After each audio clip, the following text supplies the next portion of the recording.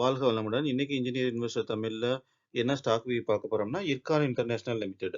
இவங்க இர்கான் என்னன்னாக்கா, ரயில்வே, அப்புறம் மேஜர் ஹைவேஸ், அப்புறம் டிஃபரண்டான காம்ப்ளெக்ஸான ஸ்ட்ரக்சர்ஸ் இதெல்லாமே பண்றதுல முன்னோடியா இருக்காங்க.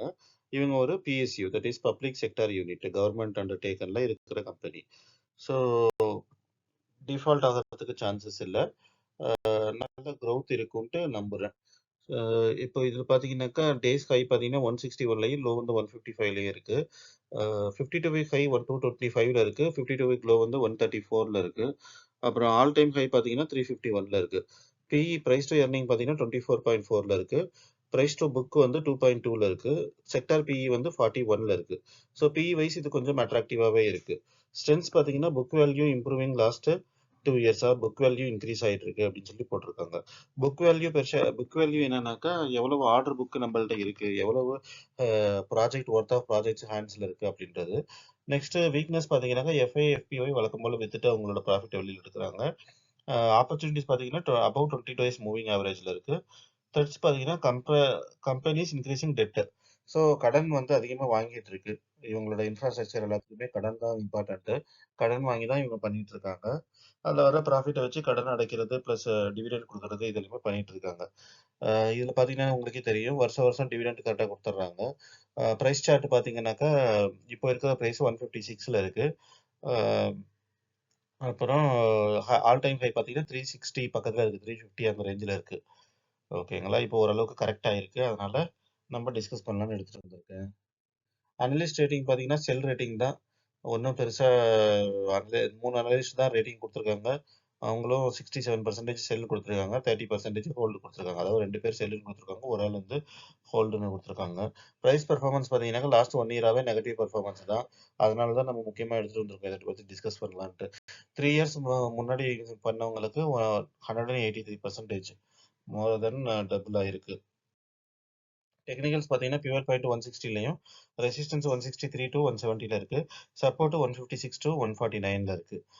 சிம்பிள் மூவிங் ஆவரேஜ் 20 டேஸ்க்கு 157லையும், 200 டேஸ்க்கு 174லையும் இருக்கு. இதெல்லாம் நம்ம ட்ரேடிங்க்கு யூஸே பண்ணக்கூடாது. ஏன்னா பெரிய வால்யூம் எல்லாம் கை மாறாது. கவர்மெண்ட் கம்பெனி ஸ்லோவாக இருக்கும்.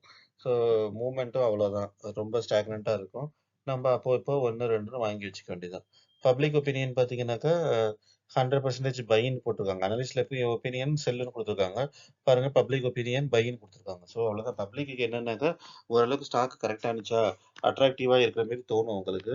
ஃபண்டமெண்டலாக நல்ல கம்பெனினாக்கா தைரியமாக வாங்கலான்ட்டு இறங்கிடுவாங்க, உள்ளார இறங்கிடுவாங்க. அவ்வளோதான்.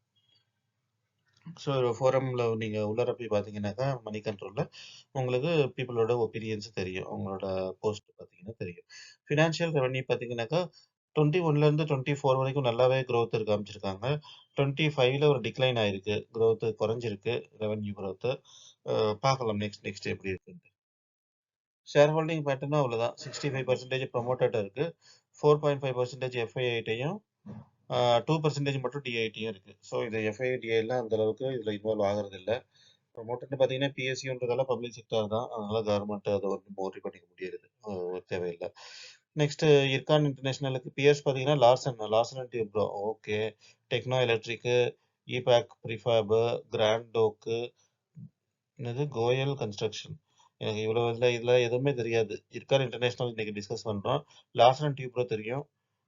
ஸோ அதோட கம்பேர் பண்ணும்போது இதோட பிஇ ஓகேவா தான் இருக்கு, 24 தான் இருக்கு. கன்க்ளூஷன் பார்த்தீங்கன்னா ஃபண்டமெண்டலாக மாடரேட்டான ஸ்டாக் தான். Stock trading at fair valuation 24 பிஇல இருக்கு. Can consider small quantities for long term. Government backup இருக்கிறதால ஒன்றும் ப்ராப்ளம் இல்லை. டிவிடெண்ட் இயர்லி வந்துடுது. 1 2ன்னு கன்சிடர் பண்ணிக்க வேண்டியதா. 160 ருபீஸ் 150 ருபீஸ்ன்றது பெரிய விஷயமா தராது. நம்ம லாங் டர்ம் வெல்த்துக்கு 1 2ன்னு கன்சிடர் பண்ணிக்கிட்டா தான் யூஸ்ஃபுல்லாக இருக்கும். Okay, thank you.